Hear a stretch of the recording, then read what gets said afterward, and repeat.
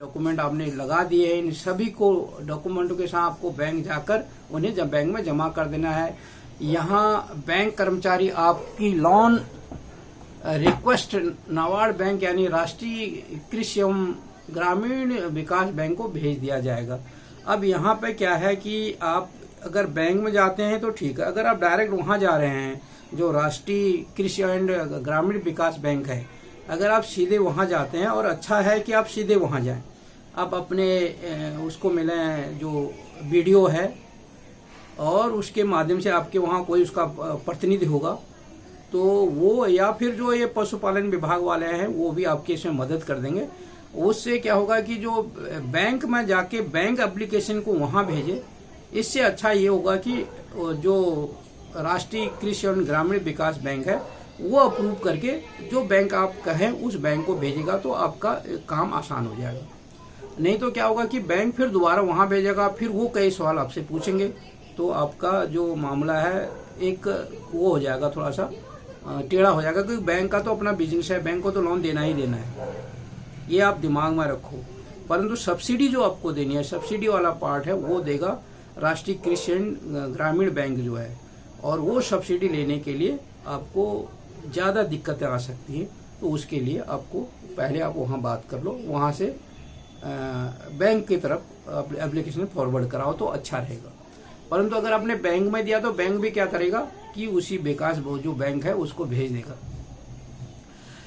आप चाहे तो यही बात है कि डायरेक्ट आप जो आपके कोई नज़दीकी अगर वही है राष्ट्रीय कृषि ग्रामीण विकास वो है, वहाँ जाके भी लोन के लिए अप्लाई कर सकते हैं। इसके बाद आपके दस्तावेज वेरिफिकेशन के लिए, जब आपने डायरेक्ट वेरिफिकेशन कर दिया तो अच्छी बात है, नहीं तो बैंक वेरिफिकेशन के लिए वहाँ भेज देगा जो आपका राष्ट्रीय कृषि ग्रामीण विकास बैंक है। और डॉक्यूमेंट वेरीफाई होने के बाद आपको मीटिंग के लिए बुलाया जाएगा, और जब आपके डॉक्यूमेंट सब सही मिलेंगे आपको मीटिंग के लिए बुलाया जाएगा। फिर आपसे जो सवाल जवाब है वो होंगे कि जो आपने भरे हैं उसी के बारे में सवाल पूछे जाएंगे। इस मीटिंग में बैंक कर्मचारी आपसे कुछ सवाल जवाब करेंगे। बैंक कर्मचारी आपसे जानने की कोशिश करेंगे कि आपकी को असलियत में लोन की जरूरत है या नहीं है। बैंक कर्मचारी के सवालों का जवाब सही नहीं मिलने पर वो आपके लोन को रिजेक्ट कर सकते हैं, क्योंकि हो सकता है कई लोग ऐसे पैसे खाने के लिए भी लोन लेते हैं।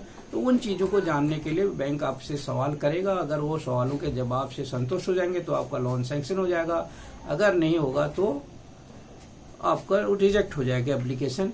और उससे आपको अपने जवाब में उसको भरोसा दिलाना है कि जो भी आप लोन ले रहे हो उसकी आपको ज़रूरत है, और आप उसके लिए आपके पास प्लानिंग है कि आप कैसे चलाओगे, कैसे पैसा उनका रिटर्न करोगे।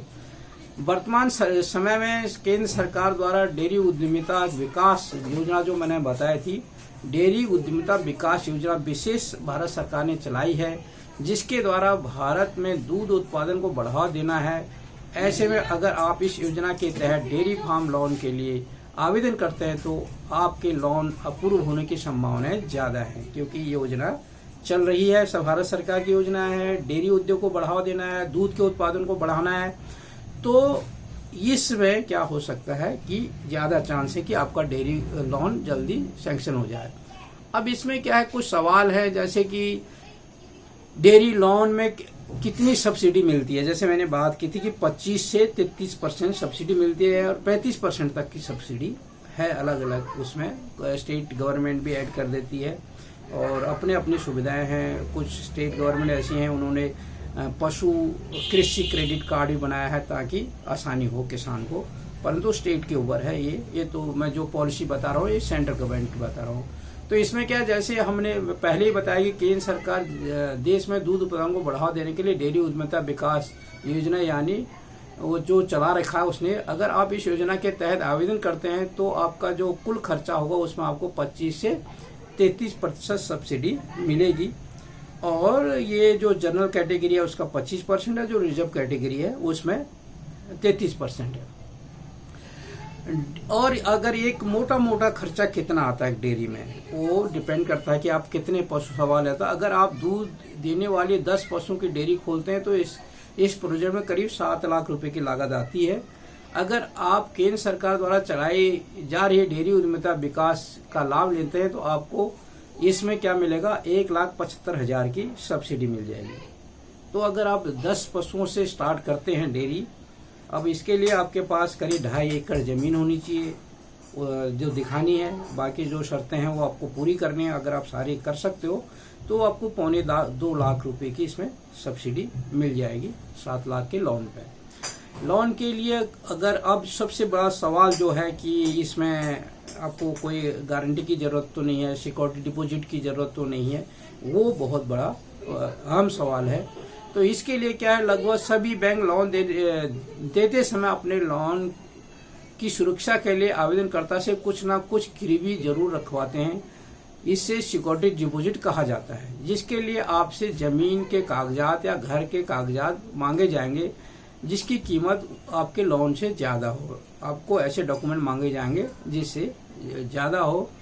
और परंतु क्या है कि जो यह था कि डेयरी लोन लेने का जो वो था जिसमें कि SBI बैंक का राष्ट्रीय या फिर राष्ट्रीय कृषि ग्रामीण विकास बैंक द्वारा लोन के लिए आवेदन कर सकते हैं। लोन अभी जो एक मैंने कल वीडियो जारी किया था उसमें क्या बताया था मैंने कि 1 लाख रुपये तक का जो लोन है उसमें आपको कोई भी सिक्योरिटी या फिर गारंटी की जरूरत नहीं है।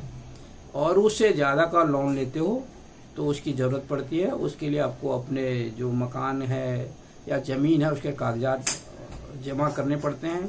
परंतु होता क्या है, प्रैक्टिकली जो बैंक होता है वो आजकल क्या करता है कि कोशिश ही करता है कि अगर वो छोटा भी लोन दे रहा है तो उसमें भी वो सिक्योरिटी लेने की कोशिश करता है।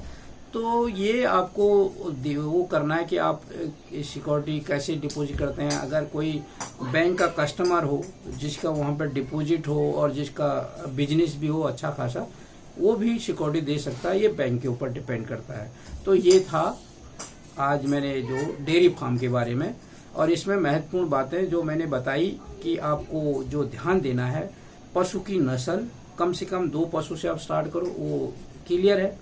दूसरा, जो दूध की मात्रा है वो 10 लीटर से ज़्यादा रखो, वो दें। इस 2 चीज़ों पर अपने फोकस रख के अगर आप डेयरी उद्योग खोलते हैं तो आपको बहुत सफलतापूर्वक आप इसमें कामयाब होंगे।